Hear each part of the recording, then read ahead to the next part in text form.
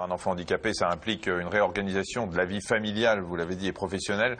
C'est ce qui s'est passé pour les parents de Joseph qui souffrent du syndrome d'Engelmann, une maladie neurologique. Delphine Renaud et Mathieu Crécio les ont rencontrés. Il a bien mangé? Il a très bien mangé. Assieds-toi. Pas de souci particulier aujourd'hui avec Joseph. Bon, bah c'est parfait. 14h30, comme tous les lundis, Arnaud vient dans ce centre spécialisé chercher son fils Joseph. Ça va être... Joseph, on se dit au revoir. Tu dis au revoir, Joseph? Joseph. Tu dis au revoir. Voilà, au revoir et à demain, Joseph. Ça, tu prends et on y va. Le planning est serré. Dans une demi-heure, débute son cours d'équithérapie. Bonjour. Allez, on va retrouver Poncho. Joseph souffre du syndrome d'Engelmann, une maladie rare neurogénétique. Tu veux me donner le bras? Allez, tu retrouves papa tout à l'heure. À 11 ans, il doit avoir le développement mental, parce que c'est une déficience sévère mentale d'un enfant de 3-4 ans. Passionné par les chevaux, ces séances sont indispensables. Elles l'aident à se développer et mieux appréhender son environnement. Et les résultats sont visibles. Nos petits bonheurs, c'est lorsqu'il comprend de mieux en mieux ce qu'on commence à lui dire, lorsqu'il commence à faire des gestes. Il évolue. Tout ce qui est acquis pour lui. En plus de l'équithérapie, Joseph a des séances d'orthophonie, d'éveil musical et toute une prise en charge spécifique dans un centre spécialisé. Pour gérer au mieux cet emploi du temps très chargé, ses parents ont dû s'adapter. On va faire un bisou à maman. Il faut vivre au jour le jour. Mais on le vit bien. Allez à la boutique. Le handicap de leur fils a eu des répercussions sur leur carrière professionnelle. Arnaud s'est mis à son propre compte. Bonjour Joseph. Ça va? Fais bisous. Tu m'embrasses? C'était bien le poney? C'était génial. Et Guylaine a décidé d'ouvrir une boutique de fruits et légumes. Un changement assez radical pour cette ancienne directrice de communication. Tu veux peindre?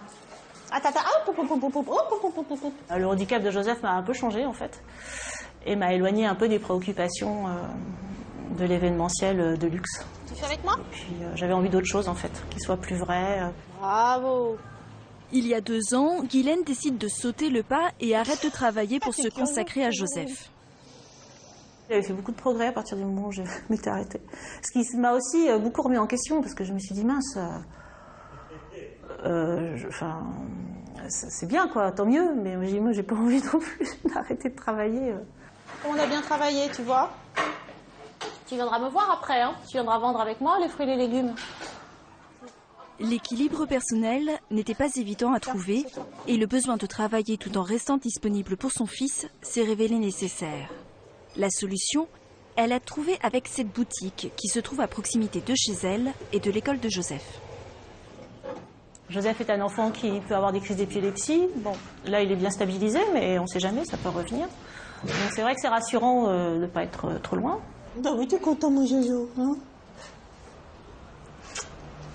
Là, c'est la période un peu maman. Oui. 18h, fermeture de la boutique avant le retour à la maison. On est en prison, Joe. Joseph va y découvrir son programme du soir. On met ensemble les pictogrammes, donc je suis déshabillée, après on va prendre le bain, après on va se remettre en pyjama, et après on va dîner. Hein?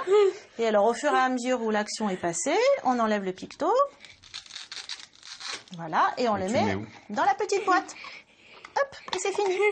Là, il a bien compris. Hein? Là, il a bien compris que c'était l'heure du bain. Et comme il adore l'eau, il est très impatient. Entre les rendez-vous médicaux, thérapie, les activités éducatives et l'orthophonie, les journées sont chargées. Et c'est en adaptant leur vie professionnelle au planning de leur fils qu'Arnaud et Guylaine ont réussi à retrouver leur équilibre.